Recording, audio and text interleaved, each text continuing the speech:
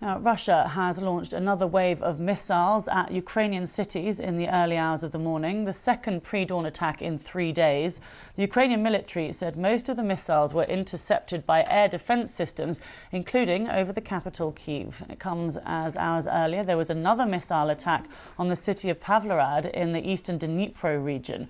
Russian military commentators said that the targets were warehouses storing military equipment for a Ukrainian counter-offensive. Local authorities say 34 civilians have been injured. Our Ukraine correspondent Hugo Bachega gave me this update.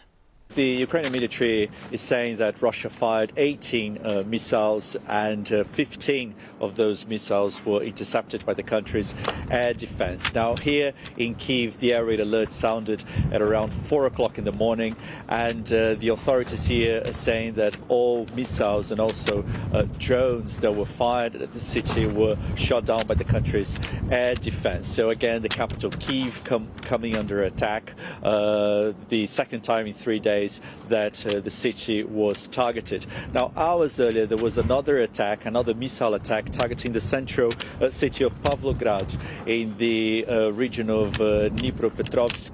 And there, the authorities are saying that an industrial site was hit, dozens of buildings have been damaged, including houses and schools. And we just had an update from the local authorities saying that 34 people have been injured as a result of this attack. We've seen pictures on social media of a massive fire right after this attack. Now, some Russian commentators are saying that supplies for the Ukrainian military supplies to be used in this upcoming counter-offensive were the main target of this attack. We haven't had confirmation from the Ukrainian authorities about that. But again, I think in the last few days we've seen a number of attacks hitting places away from the front lines. And I think the context here is that this is happening as the Ukrainians are saying that they're finishing their plans for this much anticipated counter-offensive to try to take back territory that's now under Russian occupation.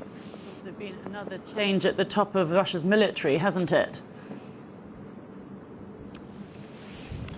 Exactly, and I think this is another change that has happened, another change perhaps indicating the problems that Russian forces have been facing. So this change is related to the leadership of the Russian military responsible for logistics here in Ukraine. And I think we've seen a number of complaints that Russian troops are facing shortages of ammunition, of equipment, also uniforms, food. So I think this is perhaps an example of not only the problems that Russian forces are facing here in the country, but also perhaps the preparations that for the Russian troops ahead of this much anticipated counter-offensive. We've seen that Russia has fortified some positions in occupied territories, and I think perhaps this change is another indication that that preparations are underway also on the Russian side for this much anticipated Ukrainian offensive.